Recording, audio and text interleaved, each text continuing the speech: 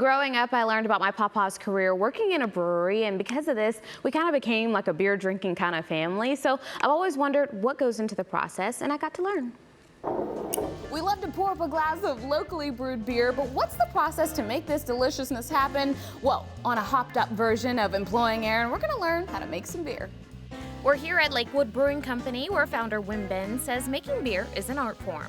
There are infinite ways to come up with your own creation. That's what I really loved about beer, is being able to combine my creative side and then also go into sort of the scientific things as well. So it's the perfect blend of art and science for me.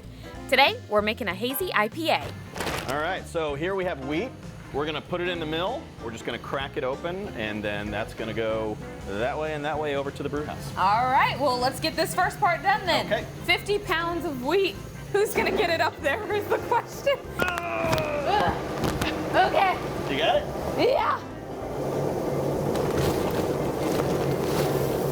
Is it going? It's going. Welcome to Lakewood CrossFit. Someone empties these 50-pound bags more than 40 times a day, but where does all this wheat go? So all of that dried up grain is gonna come in here. We're gonna mix it with hot water and make basically what looks like a big bowl of oatmeal. Okay.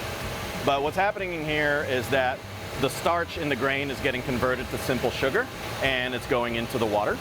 That water is then collected into the kettle. We've taken all of our sugars from the grain. Right. The grain has stayed behind. We now have sugary water. Okay. We're volatilizing off some of the unwanted flavors, right? Some of the grassy notes. So boiling it right? off. So we're boiling that off. We're sterilizing it. We're getting rid of unwanted flavors. At this point in the process, hops would be added to a kettle, which is the bittering component of a beer, but it also adds a ton of flavor and aroma. It almost falls apart like pollen. Yeah. Yeah. Okay, so like a flower. That makes sense. Yep. A really good smelling flower. Very good smelling flower. The last step in the brewing process is the whirlpool. It uses centrifugal force to spin out any leftover wheat or hops. After that, it's then filtered out of the whirlpool and into a heat exchanger where the temperature drops from 200 degrees to 65. Once we fill this tank up, Okay.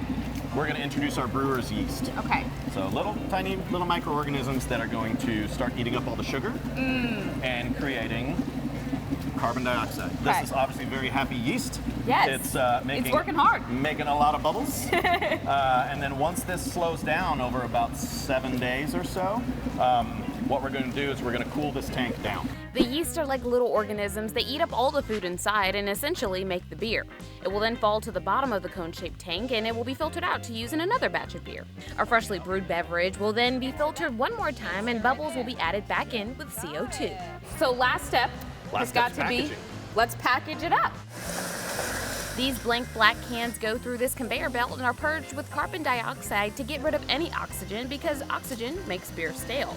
It's then filled from the bottom to the top with beer, and a lid is sealed on. We want to make sure that every single can has the right amount of beer in it. Okay. So this guy actually shoots a gamma ray beam through the can, and if the beer level's too low, it'll get kicked right off the line. Then a machine slaps a label on, and it's ready to be prepped for shipping and selling. You got to Laverne and Shirley it. You got to get all the cans into the tray. Okay, we're just gonna hurry because we're already kind of behind. But you're only doing half the job. Because you got to put these guys on too. Oh, Yeah. okay. Oh, this is how people buy their six-packs. The freshest beer you'll have is the one right off the line. Why not? Let's crack her open. There we go. Wait, help me. I got nails. Uh-oh. Pop mine too. There we go. All right, cheers to making a hazy IPA. That's right. Thanks for teaching me. Think you're interested in making beer? You can head back to the classroom to learn at the University of Arlington with their new Science of Beer program. It's 4 courses and an internship. And the introductory course, which is the Science of Brewing, will give a lot of background knowledge. So this is mostly theory of how brewing works, what goes into it, and how to make a beer. This is an online asynchronous component, so students can kind of take this in a flexible fashion, learn this, and it gives them that background knowledge. And it's really applicable to anybody. You don't have to be an expert in beer or science to take this. And they're collaborating with Lakewood Brewing Company to make it happen. I think it's great that we have universities that are willing to invest time and energy into making that next generation of beer makers. And for that to be local, you know, we definitely want to be a part of that.